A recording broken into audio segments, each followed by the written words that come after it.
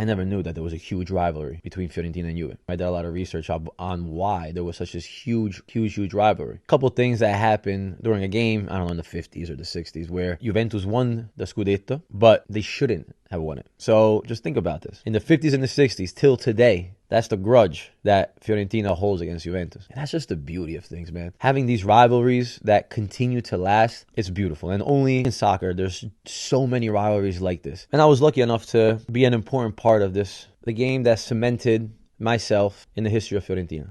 October 20th, 2013. Fiorentina-Juventus. Game starts, and in the first 2 minutes of the game, Barzali fouls me from behind. I feel something in my back, and it hurt. At halftime, I had to put on a brace. Like, why does this have to happen to me? They were the better team in the first half. They were able to score 2 goals. One from Tevez on a penalty kick, and he does a stupid celebration, which imitates Gabriel Omar Batistuta, one of the legends of Fiorentina. 5-10 minutes after, Pogba scores goal number 2. He does the same exact celebration. Fans are upset. We get back into the changing room. Montella gives his speech. Just wake up. Mati Fernandez gets a ball in the box. Shields the ball from Asamoah. Asamoah tackles him. Penalty kick. I had Buffon in front of me. Buffon knew exactly what I wanted to do. Usually I like to stutter step and then shoot and wait for the goalkeeper to move. In this instance, just went straight on the ball, hit it nice and hard. You could see that he was a little bit late on the ball, and we score 2-1. Fans going wild. X amount of time goes. Little bit of time goes. I pressure the ball. I tip it. Goes to Pizarro. Pizarro gets it at the halfway line. Finds Mattia between the lines. Mattia Fernandez is pressured. Gives it to me. I'm able to do